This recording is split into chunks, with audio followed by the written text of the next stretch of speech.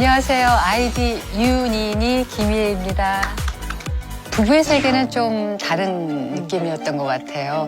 대본을 받아드는 순간 그야말로 그냥 오리지널 작품 같은 느낌이 들 정도로 마지막에 자살하려고 바닷가에 들어갔는데 이거 지금 내가 실화냐? 내가 지금 갑자기.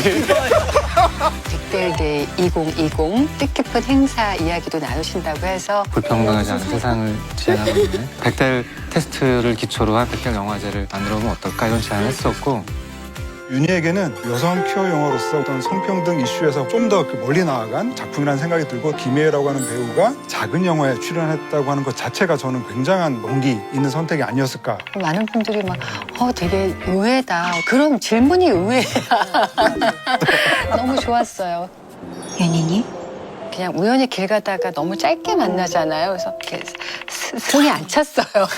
뭐가 더 있어야 되는데. 여기서 이 다음에 뭐가 네. 이야기를 정리하자면 연애해버려. 엄마한테 새로운 인생, 두 번째 인생을 살게 해주려고 그런 게 있어. 귀엽게 고군분투한 딸이 성공하는 이야기. 사실 이런 플롯도 될 수 있는. 그렇죠. 지금 오늘 백델대 2020에서 말씀드리는 게 참 의미가 있을 것 같은데 점점 일이 힘들어져요. 저 나이에 여자 배우로서 한국에서 일한다는 거는 작은 거라도 계속 할 수 있다는 게 엄청난 큰 행운으로 느껴지거든요. 사실이 그렇고요. 정말 윤희에게라는 작품 이런 거는 저한테 너무나 귀하고 그런 작품에 제가 소품으로 쓰여지는 게 영광이고 또 제가 할 일이라고 생각해요. 네, 이번에는 이한 감독이 연출한 영화 우아한 거짓말을 볼 차례인데요. 네, 이번에는 이한 감독이 연출한 영화 우아한 거짓말을 볼 차례인데요. 천지가 죽었다. 천지랑 단짝이었다며. 단짝은 아니에요. 그냥 언니들 얘기하는 거야. 다들 천지한테 왜 그랬냐고! 사랑해요, 엄마. 연애소설 완득이 증인을 연출한 이한 감독의 작품입니다. 아무 말 없이 세상을 떠난 14살 소녀 천지가 숨겨놓은 비밀을 찾아가는 엄마 현숙과 언니 만지의 이야기를 그린 영화입니다. 2014년 50회 백상예술대상 영화 여자 신인 연기상 김향기 양이 받았고요. 2014년 3월 13일에 개봉했는데요. 뜨개질을 하는 천지의 모습이 인상적이죠. 이날 뜨개질닷컴에서 뜨개 모임을 진행한 날이라고 합니다. 뜨개닷컴이라는 게 네, 있어요. 뜨개질닷컴 뜨개 모임을 진행한 날 개봉을 했고요. 또 제가 한번 잡아보겠습니다. 쥐를 잡아준다더니 주랭랑을 치는 추상박이 참 비겁하지만 욕할 순 없죠. 비겁하다 욕하지 마. 캔의 백이성 씨 생일에 개봉했습니다. 왜 자꾸 저를 보시는 거예요? 눈치 보게. 자, 이번에도 스카라님이 보내준 영상으로 만나보시겠습니다. 분주히 움직이는 새 모녀의 평범한 아침. 부엌에서 졸고 있는 엄마 현숙과 그거 아직 안 달했어. 아유, 이뻐. 교복을 다리고 있는 둘째 천지. 그리고 매사에 시큰둥한 첫째 만지. 근데 김향기 배우랑 고화성 배우랑 닮았어요, 느낌이. 예전부터 그런 얘기가 많이 있었죠. 아, 그랬어요. 엄마, 어느 날 아침 나 MP3 사줘. MP3? 평소와 그게 다른 뭐예요? 모습을 보이는 천지. 그냥 다른 애들은 다 가지고 있는데 나만 없어서. 그 부탁을 마지막으로 평범했던 그들의 일상이 한순간 잿더미로 변합니다. 천지가 죽었다. 유서 한 장 남기지 않고 스스로 목숨을 끊었다. 천지의 자살로 쫓기듯 전셋집을 나와야 했던 현숙은 꽉 막힌 가슴을 부여잡고 애써 씩씩하게 행동합니다. 저 백사모 이사 왔어요. 안녕하세요. 낡은 아파트는 생각지도 못한 쥐까지 출몰하고 옆집에 살던 상박이 이들을 돕겠다며 호기롭게 나서보지만 근데 안에 무슨 일이시죠? 쥐. 제가 한번 잡아보겠습니다. 아무짝에도 소용이 없었죠. 아, 나 유아인 배우도 너무 웃겼네. 아, 이거 슬로우 너무 웃겼네.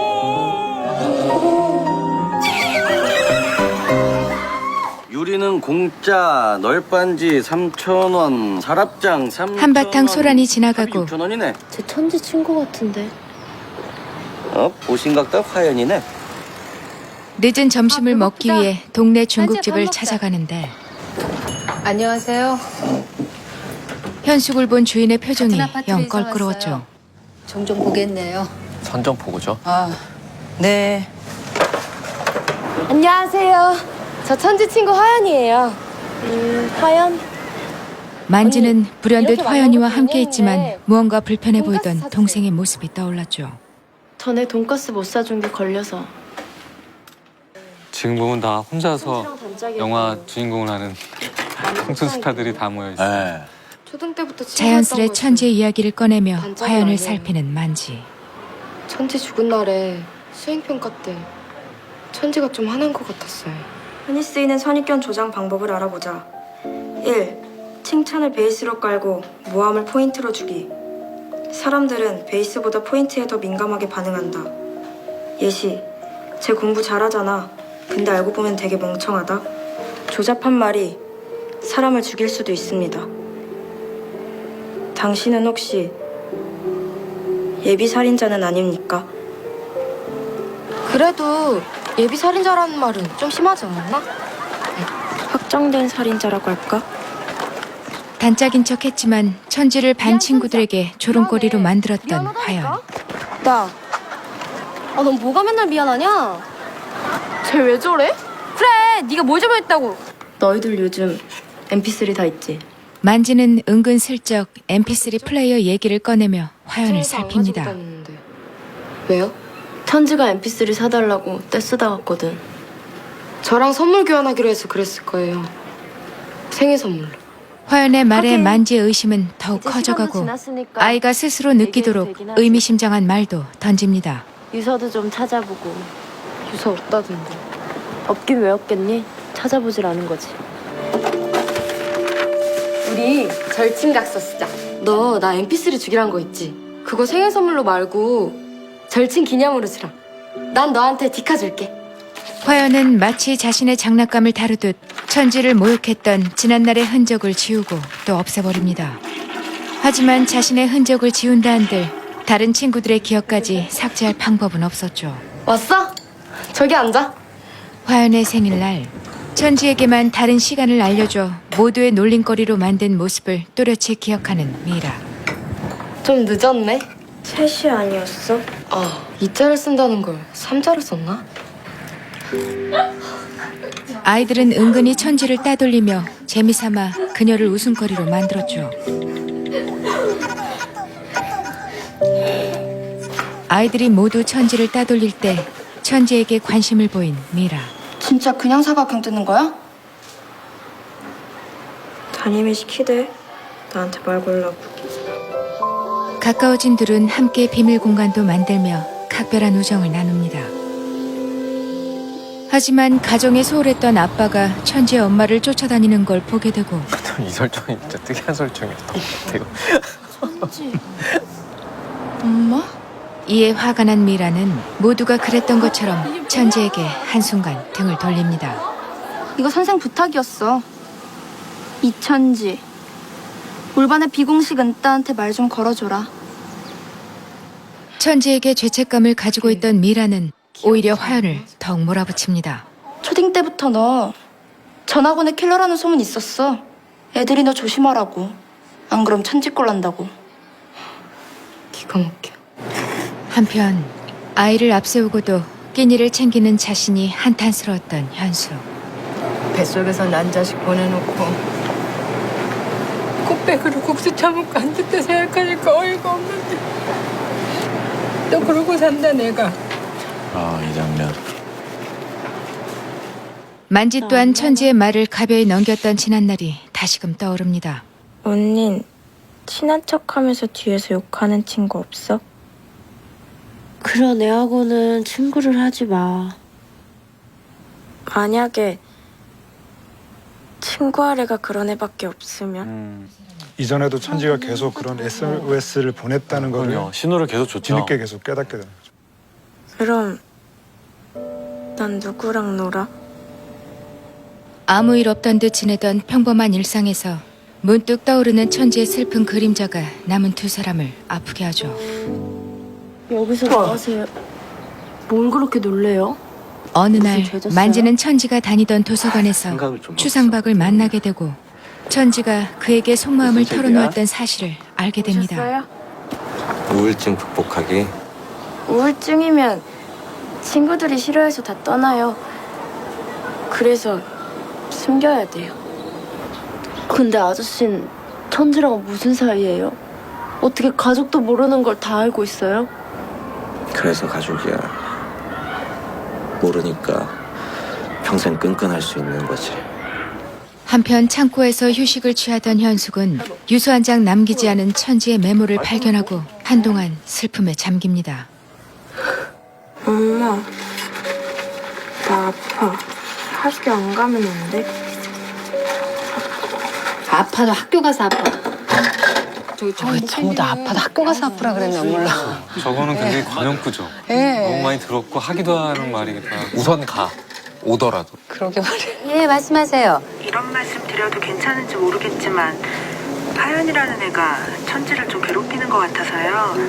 담임 교사로부터 천지의 일을 들어 알고 있던 현숙이 화연의 엄마를 찾아가 부탁도 해봤지만 애를 영특하게는 키워도 영악하게 키우면 안 되죠. 오히려 적반하장으로 뭐예요? 당할 뿐이었죠. 아니, 애를 곰처럼 키운 당신이 잘못이지. 사장님 때문에 나 죽을 거야. 천지의 고통을 깊이 알지 못했던 현숙의 죄책감은 만지에게도 이어집니다. 네 손으로 좀 찾지 이걸 못 찾냐?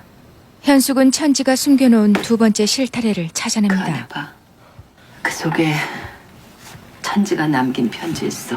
천지가 언니에게 남긴 마지막 편지. 항상 부러웠던 우리 언니. 내가 멀리 떠나도 잊으면 안 돼. 사랑해, 언니. 5개의 봉인실 중 2번째. 내가 이게 없어서. 천지가 죽으면서 5개의 봉인실을 남기고 가고 그거를 하나씩 찾아서 네. 읽는 구조죠. 고맙다, 천지야. 고맙다. 현숙은 터질 듯 고통스러운 분노를 자신의 방식으로 풀어가죠. 천지 엄마, 사과하실 거면 하지 마세요. 말로 하는 사과는요, 용서가 가능할 때 하는 겁니다. 받을 수 없는 사과를 받으면 억장에 꽂혀요. 게다가 사과 받을 생각이 전혀 없는 사람한테 하는 건 아니지. 그거 저 스물구멍 파놓고 장난치는 거예요. 이윽고 억지로 씹어 삼킨 짜장면을 다 개워내며 다짐합니다.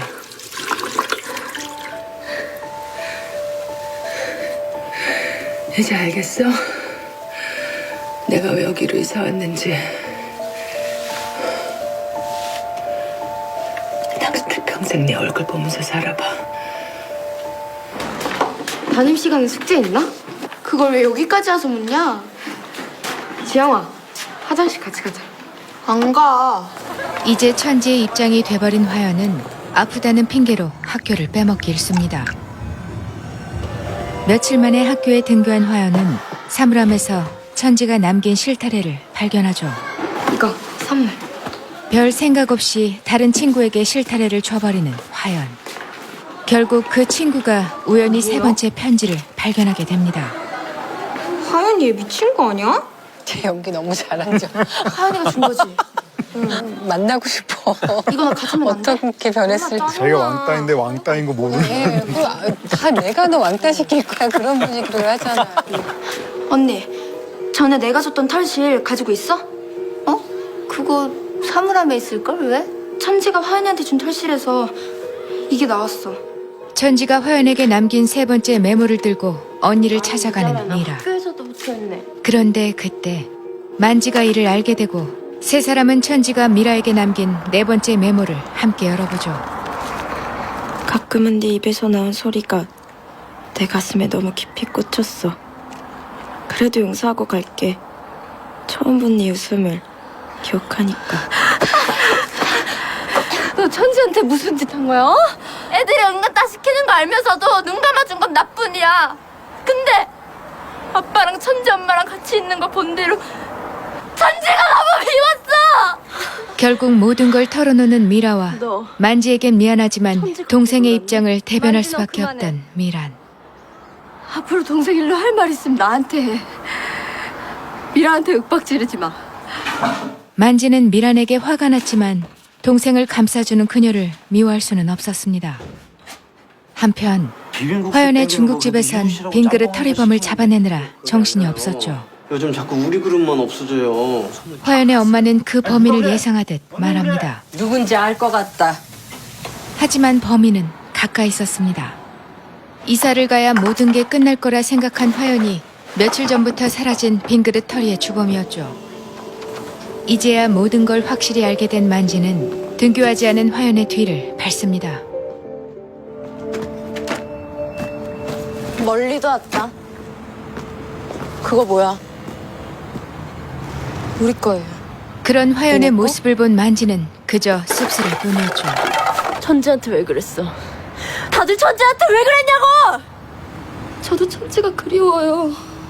그러나 자신의 힘든 처지만을 변명하며 울먹이는 화연을 보자 천지의 메모와 함께 천지가 배부를 너한테 찌르는 남긴 말을 건네죠. 그래도 용서는 하고 갈게. 이제는 너도 힘들어하지 말기를. 네가 지쳐서 천지 따라가지 않게 지킬 거야. 너 좋아서 그러는 거 아니야. 내 동생이 죽어서까지 천지 때문에 소리 들으면 안 되니까 지키는 거야.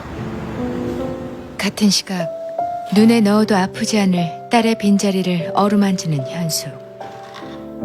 엄마, 씩씩하게 잘 지내겠다고 약속해 주세요. 안 그러면 내가 속상하니까.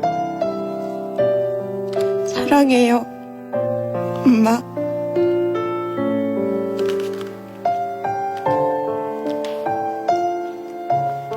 천지야. 나도 사랑해.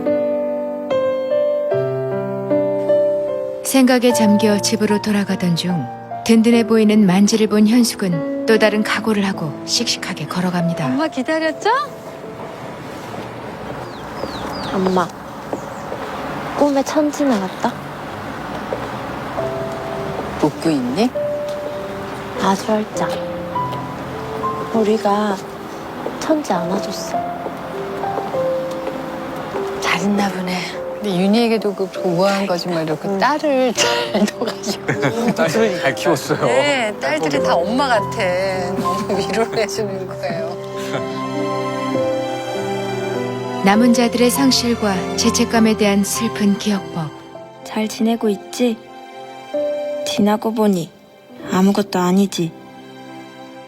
고마워. 잘 견뎌줘서. 우아한 거짓말이었습니다.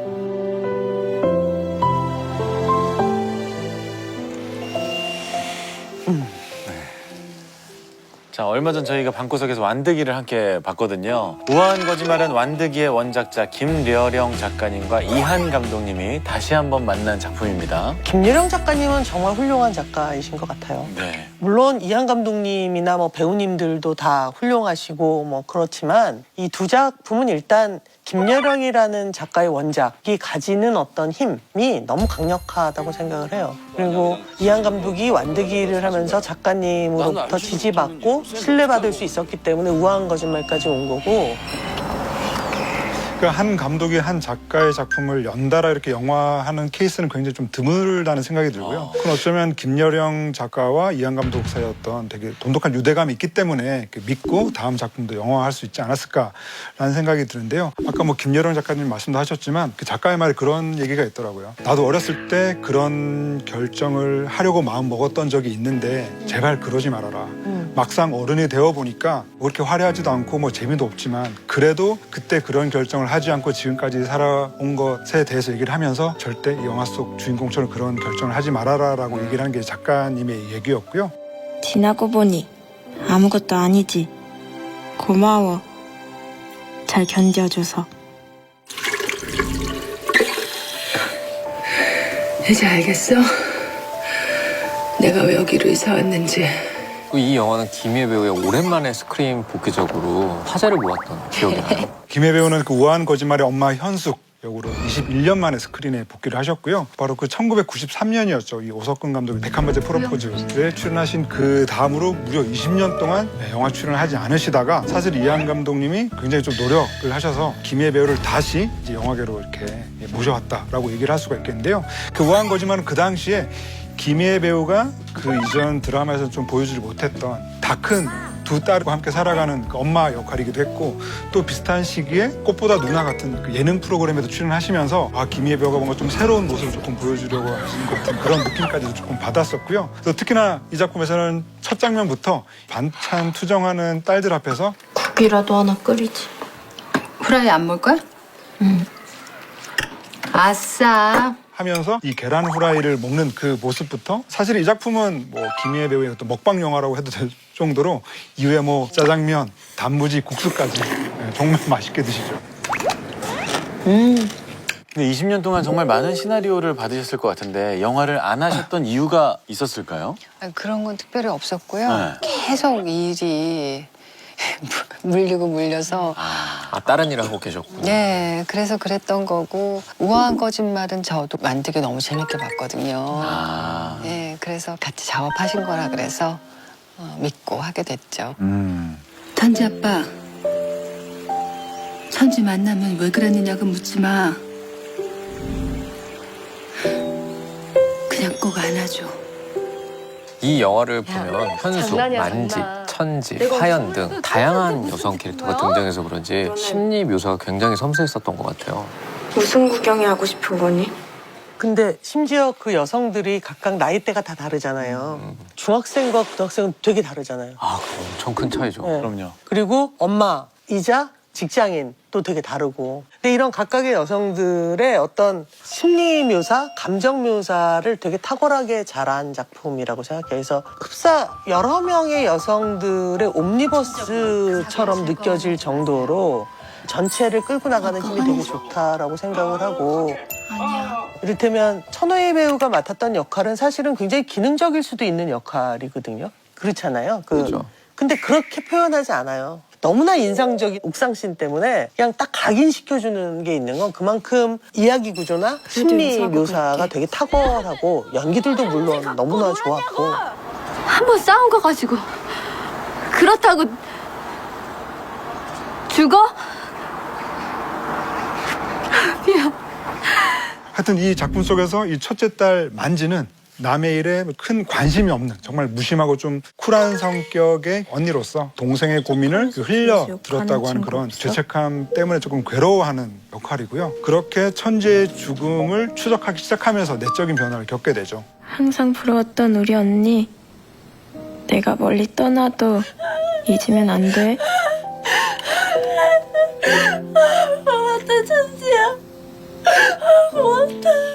또 더없이 착하고 속 깊은 막내딸 천지는 가족들에게 걱정을 끼치고 싶어하지 않아서 그 우아한 거짓말을 하게 되죠. 사실은 굉장히 힘들지만 난 괜찮아. 저 걱정하지 않아도 돼요. 라는 식으로 계속 우아한 거짓말을 하게 되는데 김여령 작가의 의도는 그런 우아한 거짓말을 하지 마라. 힘들 때는 힘들다는 얘기를 해라.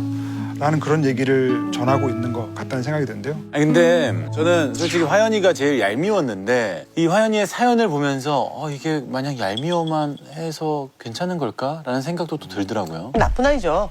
맞죠? 네, 나쁜 아이고. 근데 이 영화는 되게 그 디테일이 좋아요. 하연이도 알고 보면 너무 불쌍하네요. 이렇게 그리진 않아요. 근데 다만 이 아이의 아기의 배경, 이 아이의 아기의 이유를 보여주는 거죠. 엄마는 항상 다른 사람 편이야? 엄마 딸, 나 아니야? 그러면서 이 시스템을 보여주는 거예요. 오늘 지금도 여전히 어디선가 반복되고 있는 괴롭힘, 집단 따돌림에 대해서 놓치지 않고 가기 위해서 그 배우를 입체적으로 보여준 거죠. 저도 천지가 그리워요. 저 또래 사이들에서는 권력 관계가 사실 굉장히 중요해서 사실 느와르가 존재하잖아요. 서로 의리랑 배신이랑 꼭대기에 올라섰다가 바닥으로 떨어지고 사실 그런 학교 사회를 이렇게 딱 소수로 삼아서 인간관계 우리 인생을 확장해서 볼 수 있는 맥락으로 각자 자기 합리화가 되는 그 입장들을 우리가 보고 보는 사람들 중에 누구나 하나 저런 인생을 살았을 수 있기 때문에 그런 섬세한 시선들이 반전들을 이루면서 잘 표현된 영화 같아요. 안녕하세요. 저 천지 친구 화연이에요. 이 영화는 현재 그 한국 영화계의 기대주로 꼽히는 고화성, 김양기, 김유정 그리고 천우희 배우까지 모두 출연했는데 이 다들 사실 지보다 굉장히 어릴 때 출연한 거잖아요. 근데 연기를 너무 잘하더라고요. 현장에서 분위기는 어땠어요?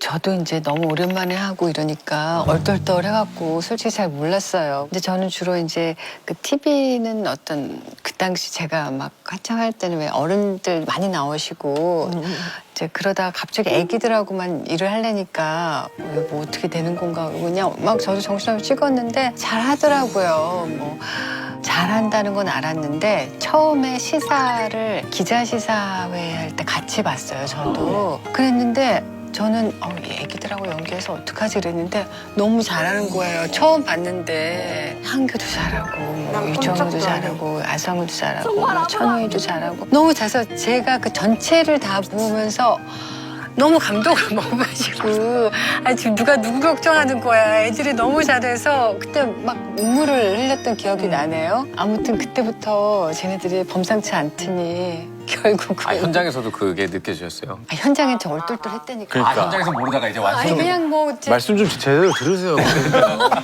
얼떨떨했는데 이제 전체 영화를 보면서 그랬다.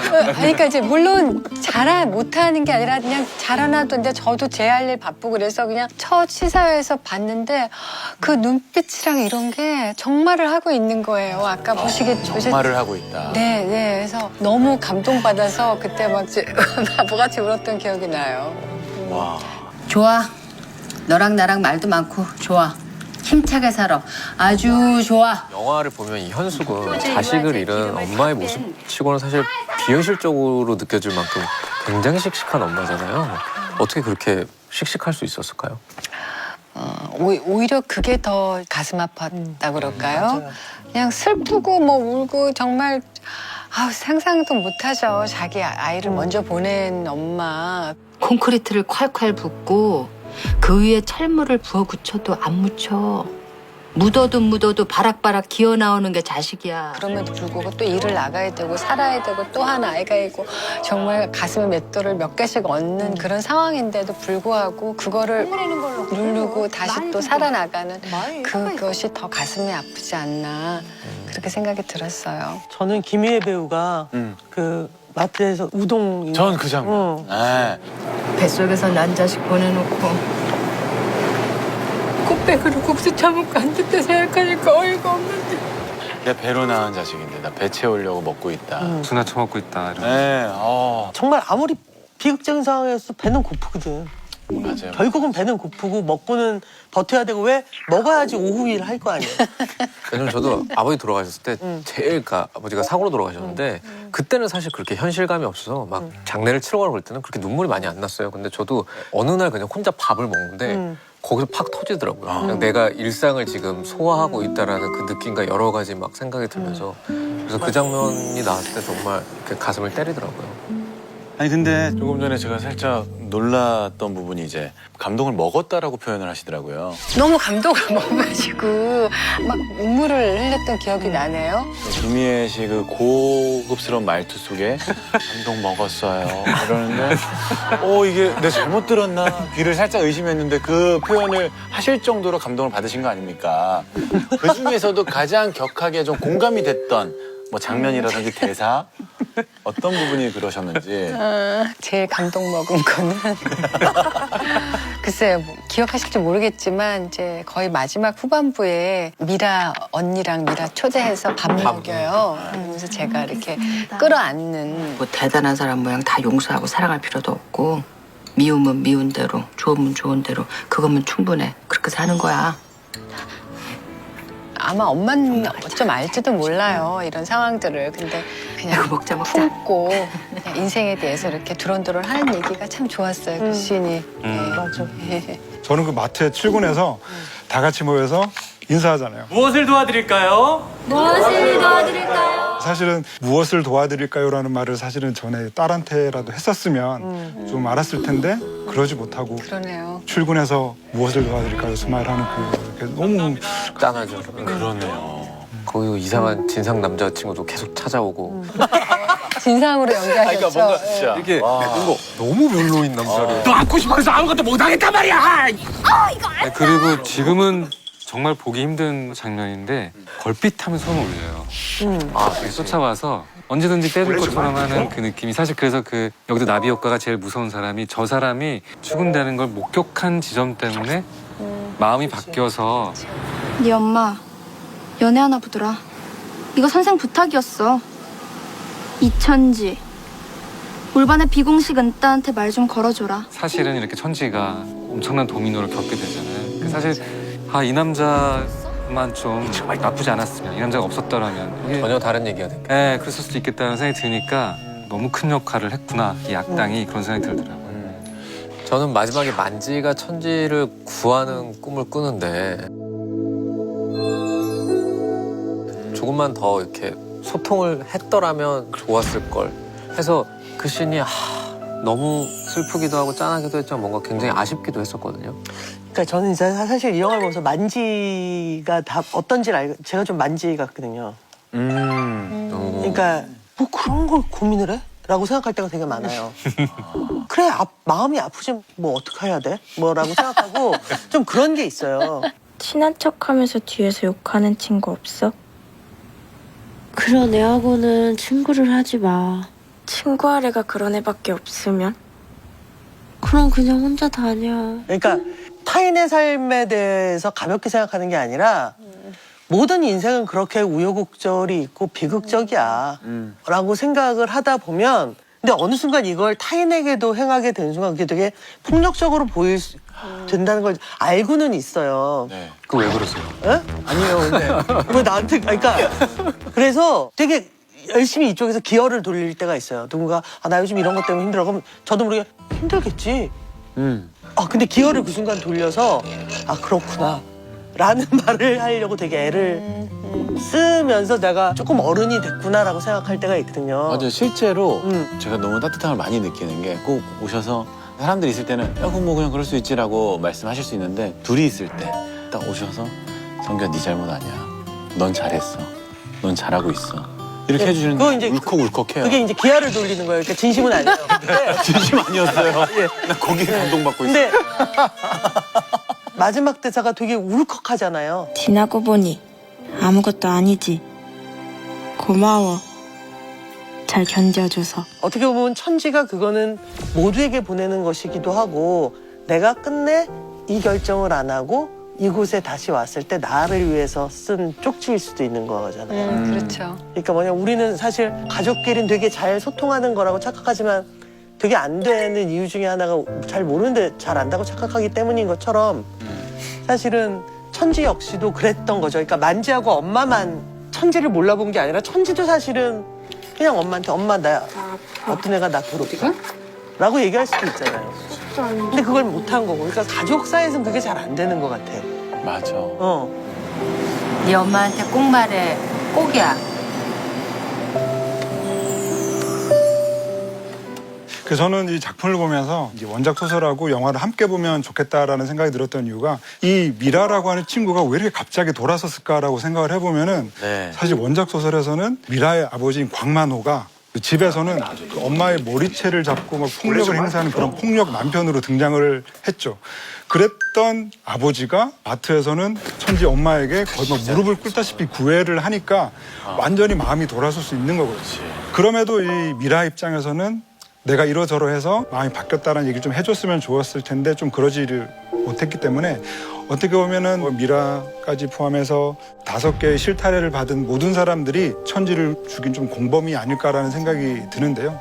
우리도 좀 주변에서 이렇게 좀 SOS를 보내는 누군가에게 조금 좀 관심을 가져야겠다. 좀 그런 생각을 하게 되더라고요. 근데 저는 그 SOS를 캐치하고 반응하는 것도 좋은데 저희 집은 좀 반대의 경우였거든요. 제가 어렸을 때 무슨 일이 있을 때 어머니나 누나한테 뭔가 이야기를 하면 너무 과하게 반응을 하셨었어요. 네. 그래서 제가 엄마 그래서 나오라 그래. 그냥 바로 밖으로 와가지고 바로 우리 아들한테 왜 그랬어? 우리 아들한테 왜 그랬어? 막 그러시고 저희 누나 동네에서 어떤 형이 때려서 그러면 막 그 형이랑 막 제 옆에 치고받고 싸우는 거예요. 누나가 19대 1 동영상이 있으시잖아요. 그래서 누나가 때리면서 그 동네 형하고 막 싸우면서 하는 말이 뭔지 알아요? 야, 장성규는 나만 때릴 수 있어. 정말요? 진짜로요? 네. 누나들은 그런 부심이 있어요? 네, 저도 그랬어요. 저 누나한테 많이 맞았었거든요. 그러니까 이게 너무 과하게 반응하는 것도 문제가 되고 약간 적당한 게 중요하잖아. 왜 입술 막 하세요? 아니 궁금하네요. 그렇게 더디신 적 제가 만지가 남들은 왠지 다 읽고 다녀나. 괜히 통쾌하고 그럼요. 저런 언니가 있었으면 이랬는데 엄마가 나서서 우리 아들 이렇게 딱 내 동생 이렇게 하면 되게 든든할 것 같은데. 처음엔 그랬는데 이제 때리다 오면 누나도 그 형한테 맞아요. 대단하시네. 제가 이렇게 얘기를 하면 누나도 맞을 거야라는 생각이 또 드니까 그리고 엄마도 화를 내시는데 애들 앞에서 막 제가 씨, 엄마 갈기 찢어버릴 거야. 아니 근데 김혜 배우는 그 직접 자녀를 키우는 엄마 입장에서 어떤 생각이 드셨을까요? 아, 참 큰 숙제인 것 같아요. 어려운 것 같아요. 그리고 소통하려고 하고 싶은데 어느 순간 애들이 이렇게 사춘기 지나면서 딱 이렇게 벽을 치고 어디든 같이 안 가려고 그러고 문을 걸어 잠그고. 그래요? 예. 근데 그럴 때 막 더 그러면 더 도망갈 것 같아서 그냥 좀 어떤 사회적 거리두기를 좀 두는 게 그 시기에 뭔가 필요한 것 같아서 좀 두고. 근데 이제는 대학생이 됐잖아요, 아드님들이. 확실히 그 시기를 지나서 다시 이렇게 좀 돌아오는 것 같아요. 그래요? 요즘 오히려 막 되게 까칠하게 굴던 녀석이 엄마 막 이렇게 막 왜 이렇게 징그럽게 이렇게 돼요. 하도 까칠 그 기간이 길어서 그런지 모르겠지만 자연적으로 그렇게 또 예, 시간이 있는 것 근데 같아요. 얘가 왜 그래? 그러면서도 속으로는 또 좋으시고 반가우시고. 정말 징그러우신 건 아니죠? 아, 조금 징그럽죠. 왜냐면 괜히 까칠하게 굴던 애가. 아 너무 다른 모습이니까. 예, 또 너무 또. 너 엄마 잘 되니까 이러는 거야? 너 지금 잘 나간다고. 엄마 상 받아서 그래? 뭐야, 부부의 세계 때문이야, 뭐야. 이게 또 외람된 질문입니다만 저도 이제 뭔가 뮤직비디오를 찍는데 제 아내가 여배우가 나온다. 혹시 뭐 뽀뽀신이 있냐? 만약에 그런 장면이 있다고 할 때 우리 두 아드님의 반응은 어떨지 좀 궁금하더라고요. 저는 개인적으로. 저는 이제 제 가족이. 저도 궁금해요. 우리 애들 반응이 어떨지. 아, 근데 걔네들은 전혀 제 출연한 드라마 거를 안 봐요. 그래서 좀 좋기도 하면서 그런 감정 이해 못 하세요? 너무 가족이 촬영 장소에 온다던가 너무 피드백을 준다던가 그러면 좀 부담스러울 것 그렇죠. 같아요. 근데 오히려 그래서 또 한편으로는 너무 좀 한 거 아닌가 하는 섭섭함도 있어서 한 번은 물어봤어요. 네네. 좀 큰 다음에 도대체 왜 그러냐. 왜 이렇게 무관심하냐? 그랬더니 엄마 서로 모르는 척 해주는 게 큰 서포트야. 그렇게 얘기를 하더라고요. 예, 서로 좀. 근데 약간 핑계 같은데. 그런 걸로 해두자. 그런 거 훨씬 좋아. 근데 아드님의 말씀이 너무 멋지다. 훨씬. 너무 이해가 성숙하다. 가세요? 저는 이해가 가요. 아, 예, 제 아내도 좀 그랬으면 좋겠어요. 너가 뭐라든지. 소문은 다 이제 듣고 있을 텐데 애들도 그냥 엄마는 엄마 세상 세계 일 이렇게 하고 자기는 자기 일하고 이게 다 네, 좋게 생각하고 하려고요. 와, 대박이다. 엄마, 나 너무 나쁜 언니였던 것 같아. 나도 나쁜 엄마. 저는 이 영화를 보면 가족의 문제를 너무 가족한테만 맡기는 경향이 있는 것 같아요. 가장 슬펐던 장면은 저는 그거. 뭐, 도서관에서 맞아. 꼬마애가 무슨 책이야? 오셨어요? 우울증 관련 정신 그러니까. 관련 책을 읽어야 된다는 게 세상에 여기밖에 출구가 없다니. 근데 영화 속에서는 왜 그래야 돼? 추상박이라는 현지의 상담을 유일하게 들어준 존재로 알아서 묘하게 있는데 저는 이런 사람이 개인이 아니라 시스템으로 맞아. 있어야 되는 게 아닐까 그런 생각을 했었어요. 사실 바빠서 미처 관심 못 가질 수밖에 없는 엄마나 언니나 그 사람들이 죄책감을 갖고 살아서는 안 된다고 생각하는데요. 이 소통이 잘 안 되더라도 좀 비극이 안 생기는 사회 시스템이 좀 있어야 개인의 노력으로 극복해서 탈출할 수밖에 없다는 것 자체가 전체 사회 비극이라고 생각해요. 그렇게 공부를 싫어하면서 왜? 성적이 좋아요. 사람들이 제 말을 믿어주니까요. 천지가 유일하게 소통했던 추상박 캐릭터 저도 참 인상적이었는데 유아인 배우는 뭐 작품 볼 때마다 좀 새로운 것 같아요. 이 작품 역시나 새로웠고.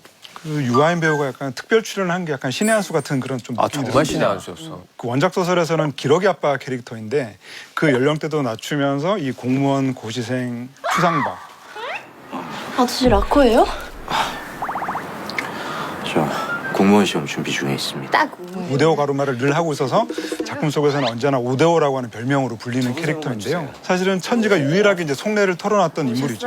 그래서 처음엔 약간은 희화되어 있는 인물처럼 보이지만 나중에 와서는 굉장히 결정적인 대사를 하거든요. 어떻게 가족도 모르는 걸 다 알고 있어요? 살다 보면 엄한 사람한테 속 얘기할 때도 있는 거야. 너무 자책하지 마. 원래 가족이 더 모르는 거야. 그래서 가족이야.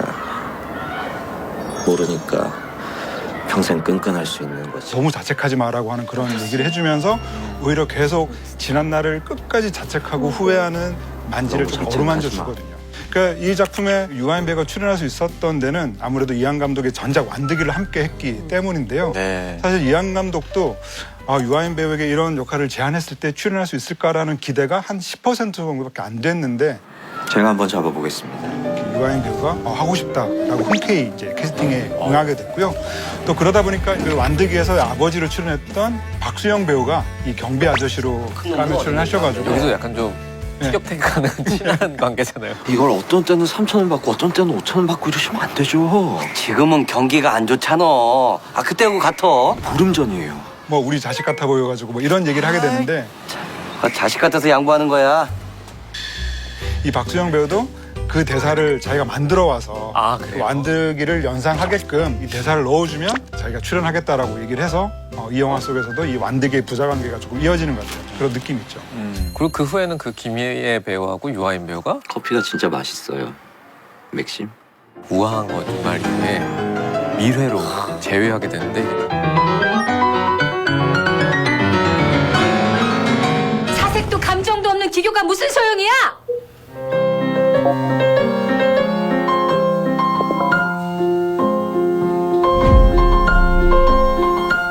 이거 특급 칭찬이야. 겁나 섹시해요. 재미있는 인연인 것 같아요. 유아인 씨와 다시 이렇게 만나시는 데 있어서 우아한 거짓말도 영향이 있었던 거예요? 아니 뭐 그런 직접적인 그런 게 아니고 제가 이제 같이 했으니까 전화번호도 몰랐는데 친한 줄 알고 이제 부탁을 해서 제작사 쪽에서. 예. 그래서 제가 이제 전화를 했는데 아시잖아요. 되게 솔직하잖아요. 그 친구가. 근데 처음에는 좀 고민을 하다가 제가 그랬죠. 남 좋은 일 시키지 말고 그냥 본인이 하라고. 그랬더니 배우의 약한 부분을 잘 아시는군요. 뭐 아무튼 그런 대화였던 것 같아요. 그래서 이제 미래의 선재라는 역할이죠. 네. 그렇게 어울릴 줄 몰랐어요. 정말요? 네, 정말 피아니스트보다 더 피아니스트 같았어요. 그러고 보니까 JTBC 드라마의 어떤 중요한 순간순간에 항상 김희애 배우께서 계셨네요. 맞아요. 그거는 부정할 수가 없다, 그죠? 그거 부정할 수가 없어. 네. 시청자 기록 깬 것도 맞아. 다. 저 이런 사람입니다. 근데 좀 제가 그릇이 작은 질문인데 이제 미리 깔고 가는구나. 시청자 입장에서 팬의 입장에서 뵈면 대한민국 1등이시고 하시니까 큰 작품 주인공만을 원하실 것이다 이런 선입견을 가질 수도 있을 것 같아요. 팬의 입장에서는. 저는 오히려 몇십 년을 그냥 대사 복이 너무 많은 거예요. 항시 보면 전 대사가 많은 역할만 했어요. 대본 한 권에 다 적고. 네. 미성년자잖아요. 보호자 몰래 왜 만나고 있냐고요? 제발 그만하라고 엄마. 이제는 저도 이제 나이도 먹고 어떤 좋은 작품에 저는 같이 참여하고 일하는 거를 바라고 있고 정말 더 그걸 선호할지도 몰라요. 근데 제가 그런 거 안 하는 걸로 생각하시는 것 같아요. 의뢰 사람들이 그렇게 생각하겠죠. 예, 뭐 예를 들자면은 뭐 최근에 했던 부부의 세계라든가 뭐 강렬한 뭐 센 그런 캐릭터만 바라는 줄 알아요. 그게 아니라 저한테 그런 게 와요.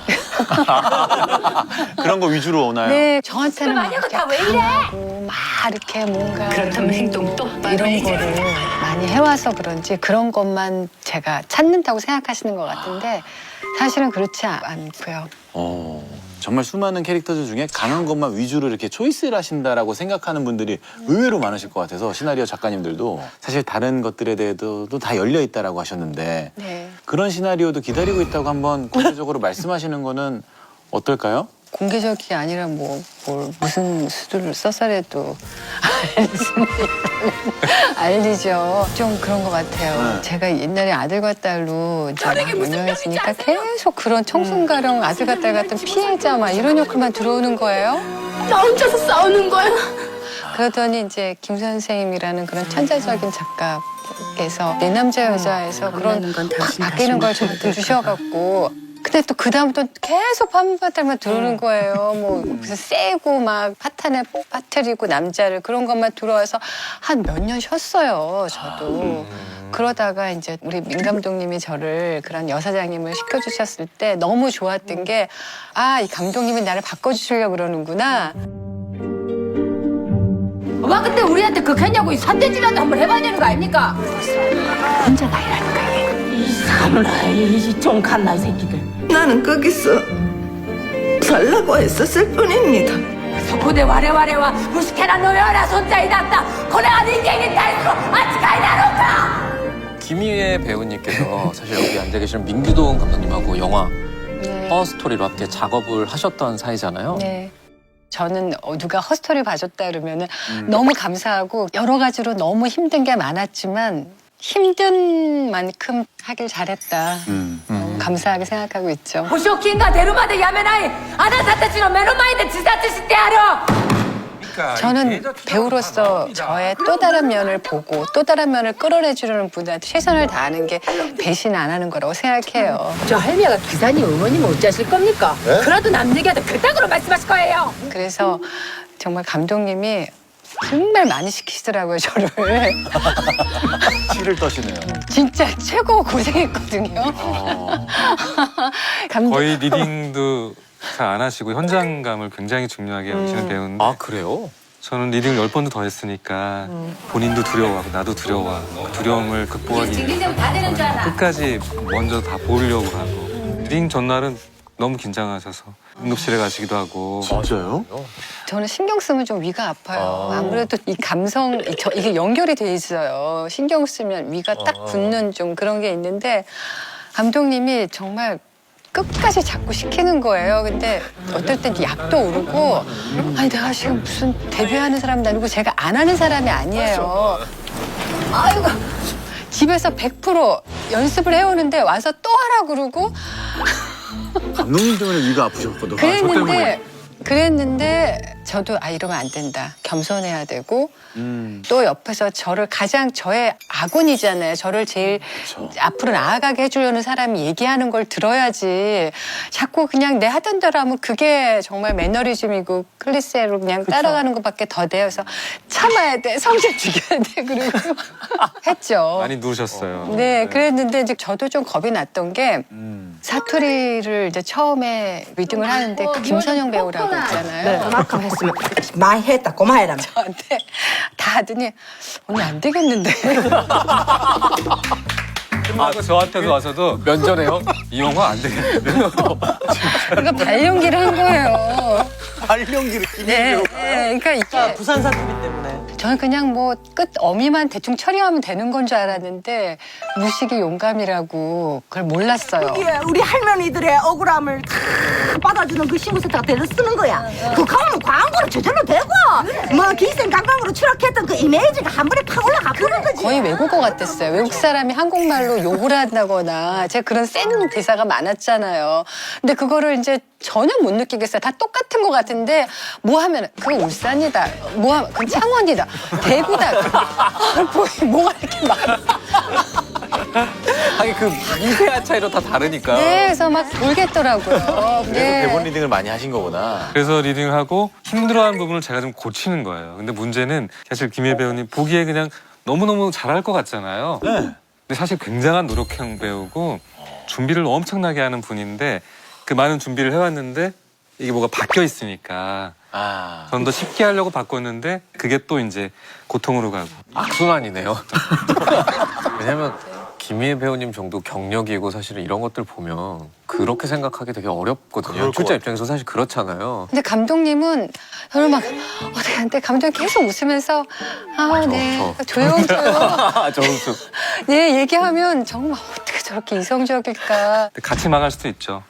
고통만 주고 더 다른 레벨로 나아가지 못하고 같이 실패할 수도 있고 정말 그건 도박 같은 거라. 그래서 제가 그 영화를 하면서 아 이제 내 연기 생활은 끝났구나 할 정도로 정말 답이 없었는데 한순간 어떻게 생각이 바뀌냐면 망신 한번 당하지 뭐. 야야야, 네 똥 굵고 요즘 폭포나. 그리고 내가 뭐 노력 안 해서 안 한 게 아니라 최선을 다하다가 한번 망신 당하는 것도 뭐 나빠? 뭐 이길 때까지 해봐야지.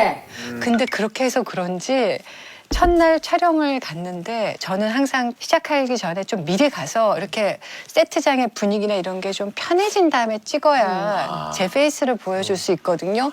근데 항상 먼저 가서 이렇게 있는데 스태프들은 저를 또 편의를 봐준다고 다 모든 게 세팅된 다음에 부른 거예요. 그리고 그때 첫날 첫 씬이었어요.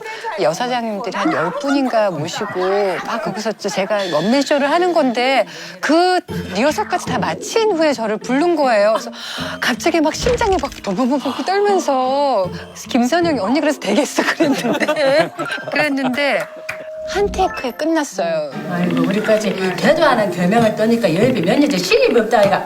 이 봐라. 이 늘 부산 바닥에 와 여사장이 요거 뿅냐고. 아이고 나 무서워라. 우와 엄청 짜릿했겠다. 그래서 저 너무 놀라갖고 정말요? 또 안 찍어도 되니까 바로 다음 씬으로 해서 아 정말 한편으로는 반성도 됐었고 정말 큰 카타르시스를 느꼈어요. 부산 사투리 와 이것 때문에 맨날 악몽을 꾸는데요. 시작이 반이니까 이제 마무리 잘 하겠습니다. 제가 봤던 정말 큰 가능성은 두려움이 마음속에 너무 가득하고 그거를 극복하기 위해서 뭐 엄청난 노력을 하는 배우라는 지점들이 다양한 캐릭터들이 이렇게 왔을 때 빛나게 잘 소화가 되는 게 아닐까 하는 생각이 들어요. 이렇게 돌이켜보면 아 이거를 어떻게 하지 했던 게 항상 보람 있었어요. 아기 낳고 아기가 너무 이뻐서 또 낳잖아요. 정말 그게 결과가 예쁘면. 그래서 배우로서 최고의 감독은 그 상고의 고통 같은 걸 끌어내서 절 다른 사람으로 만들었을 때 가장 은인이거든요. 그래서 쇼코치 또뭐 이해나 찌사는 오니기리 또 고통은 너무 힘들었지만 저한테는 허스토리는 어디 내놔도 아 난 정말 최선을 다했고 나 말고 다른 사람이 이거보다 더 잘할 수 있어? 이런 자신감도 있고 허스토리는 자부심이 있어요. 부심이 있다 그럴까요? 끝날 때까진 끝난 게 아니니까. 요즘에 이게 많이 나아지고 있기는 하지만 아직까지 한국 영화계에서 여성 캐릭터들이 아쉽게 소비되는 부분이 있는 것 같아요. 글쎄요. 이제 너무 세대가 바뀌었잖아요. 정말 불과 몇 년 전만 해도 너무나 당연하게 생각했던 것들. 뭐 여자가 또 뭐 인생이 뭐 이러면서 그런 거지 뭐 하고 너무 자연스럽게 받아들이고 지나쳤던 것들이 이런 세상에 있을까 싶을 정도로 바뀌었죠. 영화를 통해서 좀 더 다양하게 보여줄 만한 이제 시대가 된 것 같아요. 그러니까 왜 항상 이런 얘기를 할 때 여성들이 뭐 주체적이고 뭐 독립적인 삶을 보여주는 그런 영화가 필요해. 근데 그거가 아닌 것 같다고 생각을 해요. 필요한 건 세상의 절반과 절반이잖아요. 그동안 한쪽 절반에서 나왔던 어떤 이야기로 많이 갔다면 이번에는 다른 쪽 절반의 일상과 삶을 보여주는 것이고 그것이 함께 보여줄 때만이 전체 영화가 될 수 있는 거야 라는 고민을 하기 때문에 윤기동 감독이 백델 2020을 하자라고 고민을 했던 거지. 예를 들어서 김희애 배우님이 나오셨던 드라마 중에 미세스 캅이라는 드라마가 있어요. 근데 그것은 저는 범인 아닌 것 같아. 김희애 배우라는 여성 배우가 미세스 캅을 했기 때문에가 아니라 직업을 형사로 가진 어떤 여성의 무언가를 본 것 같은 거예요. 그러니까 정말 현실 세계 형사물을 보는 느낌이 들었었거든요. 감이 아니라 숙련된 노하우와 경험이라니까. 근데 우리가 만약 그것이 남자 캐릭터였었다면 되게 그 장르물이었겠죠. 그리고 그게 원래는 사실은 남자 캐릭터였다면서요? 네, 남자 캐릭터였는데 캐스팅이 안 돼가지고 남자 배우가 저한테 온 거예요. 근데 네, 그래서 보니까 뭐 되게 힘들더라고요. 근데 또 더 지나면 못할 것 같고 그리고 또 맨날 들어오는 게 빰모파탈 막 이런 거니까 한번 해보자 그러고 했는데 그 시청률도 괜찮았고 좋아요. 뻔한 장르물을 넘어서게 된 거에 난 정말 캐릭터 하나를 성별을 바꿨기 때문일 수도 있다고 네, 생각하거든요. 그래서 여자가 해도 점수도 잘 나와서 2탄도 만들고 막 그랬어요. 그러니까 이렇게 남자 배우분들 캐스팅 안 되면 꼭 그렇게 가려고 그러지 마시고요. 이렇게 상황을 바꾸면은 또 다른 또 결과물이 나올 수 있으니까 감독님들께서 그렇게 생각 좀 많이 해주세요. 됐니? 한 번 더 해줘? 까불지 마라. 응? 미래도 그렇고 우리가 오늘 함께 본 두 편의 영화 윤희에게 우아한 거짓말까지 김혜 배우는 그 주체적이고 당당한 캐릭터를 정말 많이 연기하는 것 같아요. 내 딸 이름 함부로 부르지 마. 캐릭터의 리얼리티와 캐릭터의 내심 이런 것들의 조절을 잘하면서 그 캐릭터를 살아있게 만드셨던 것 같아요. 이를테면 내 남자의 여자에서는 그야말로 날아가는 캐릭터잖아요. 난 괜찮아. 나한테는 오늘만 있어. 지금 이 순간만 있어. 보세요. 미래도 그렇고 내 남자의 여자도 그렇고 캐릭터를 로그라인으로 두 줄로 써봐라고 하잖아요. 그럼 그렇게 복잡한 캐릭터들 아니에요. 그런데 그거를 김혜 배우가 들어오면서 굉장히 다양한 결을 갖게 만들었다는 점에서 영화건 드라마건 우리가 아무리 뭘 해도 결국 10년 뒤 그 드라마나 영화를 기억하게 만드는 건 배우의 힘이에요. 왜냐하면 사람들이 그 작품을 보면서 나의 삶에 어떤 걸 건드리네 라고 하는 건 배우가 끝내 만들어낸 어떤 결들 때문인 거거든요. 수많은 드라마에서 뭐 최근에 부부의 세계까지 혹은 영화에서 뭐 윤희에게까지 우리가 오늘 그 얘기를 하면서 신나는 것은 뭐냐면 2010년에서 20년대를 관통하는 한국 여성의 어떤 서 있는 지점들을 김혜란 배우가 제대로 관통하고 있기 때문이라고 생각을 합니다. 맞아요. 너무 오래 해서 제가 배우 생활을 아니에요. 그거는 자랑인 거예요. 오래 한다는 건 자랑인 거예요. 아무튼 오래 했으면 좋겠어요. 너무 빨리들 다 졸업하시는 것 같아서 그 외국에 이렇게 현장 보면은 의상 담당해 주신 분들이 막 털이 굽고 머리 막 백발이고 이런 분들이 막 의상 만져주고 되게 부럽고 멋져 보여요. 근데 너무 조기 졸업들을 하시는 것 같아서 제 주위에 우리 식구들 뭐 스태프들도 오래 절대 그만두면 안 돼. 그래야 후배들도 꿈이 있고 그래서 오래 했으면 좋겠어요. 저는 윤희가 받았던 편지, 그러니까 준이 썼던 편지가 좀 기억이 나는데요. 거기서 가장 인상적인 대목이 그거였던 것 같아요. あなたと出会ってから私は自分がどんな人間なのかを知ったの 라고 하는 대목이었는데 사실은 그 전까지 윤희는 자기는 늘 좀 부끄럽게 여기는 게 있었고 실패자라고 느끼는 부분도 있었을 것 같은데 그 준의 편지를 보고 나서 그래도 내가 누군가에게 좀 영향을 미치는 사람이었구나라는 생각을 하면서 다시 좀 만날 용기를 내지 않았을까라는 생각이 들거든요. 그러니까 사실 오늘 김혜 배우께서는 그냥 오래 해서 뭐 그때그때 좋은 대본이 있어서 했다라고 말씀을 하시지만 사실은 그렇게 오랫동안 활동하시면서 윤희가 준에게 영향을 줬던 것처럼 김혜 배우의 이런 작품들을 보면서 많은 사람들이 좀 영향을 받을 것 같고요. 또 이번 또 백대 리안으로 또 선정되신 것도 그렇고 많은 사람들이 새롭게 우리가 몰랐던 것들을 좀 알아가는 그런 계기가 되지 않을까라는 생각도 듭니다. 김희애 배우께서 혹시 앞으로 좀 이런 거 한번 도전해보고 싶다? 좀 새로운 캐릭터, 좀 욕심나는 캐릭터 있으실까요? 그런 질문을 이제 받을 때마다 드리는 얘기는 그런 건 없고 그냥 좋은 작품에 그냥 저는 항상 이렇게 작은 소품처럼 제가 작은 부분을 차지해서 왜 빛날 수 있는 그런 거 재밌을 것 같다. 막 머리는 완전 백발에다가 막 뱅글뱅글 도는 안경 끼고 탐정 약간 닥터 슬럼프 같은 건가? 그러면? 탐정. 너무 매력적이지 않아요? 오늘은 백델데이 2020을 맞아서 김희애 배우의 영화를 통해 양성평등에 대한 이야기까지 나눠봤는데요. 오늘 방구석에 함께 하셨는데 소감이 어떠세요? TV에서 이렇게 수다 떠는 모습이 부러웠고 나도 저기 앉아있고 싶다 그랬는데 이렇게 앉아서 뵙고 싶었던 분들 만나서 너무 좋았고요. 또 저도 이제 애청자로 계속 지켜보겠습니다. 다시는 안 나오시겠다는 뜻이에요. 뭘 해야지 또 나오죠. 뭐 하면 꼭 나와주세요. 예, 일을 해하고 또 나올게요. 오늘 나와주셔서 너무 감사드립니다. 네, 고맙습니다. 오늘 정보는 여기서 마치겠습니다. 다음 주에도 방구석 1열에서 기다릴게요. 감사합니다. 감사합니다. 아저씨가 사랑 얘기 하나 해줄까? 제일 친한 선후배가 동시에 동아리 여자 후배를 좋아했던 거야. 그게 아니라 후배란 가 갑자기 끼어든 거야. 왜 왔는데? 우리 연극할래요? 이게 말이 된다 생각하니? 철탑이 날 따라오는 거 같아.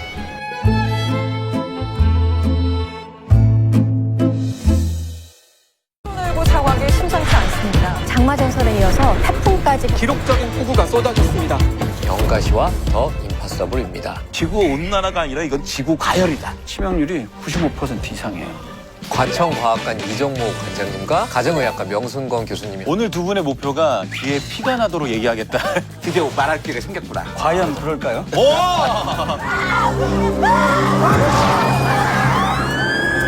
국가 재난 사태를 선포합니다. 징그러운 기생충만큼 무서웠던 게 티격을 찾았습니다. 사람들의 그 이기심과 돈에 대한 욕심이 아니었나 싶어요. 최근에 코로나19 치료제를 둘러싼 주식 작전이 이런 것들이 좀 많이 연상이 되고 이런 기생충밖에 못한 놈의 새끼.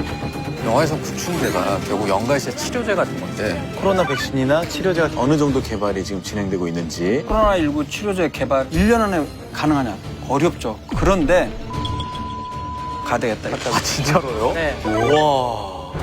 영화 속 배경이 되는 2004년 인도양 지진 해일 사건으로 자연의 힘 앞에서 인간이 얼마나 보잘것없는가. 쓰나미가 지나간 현장도 축구장이 8개 크기 세트를 우와.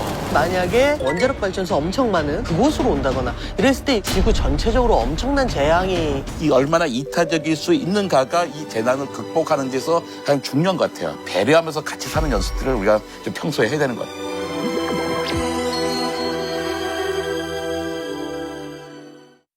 JTBC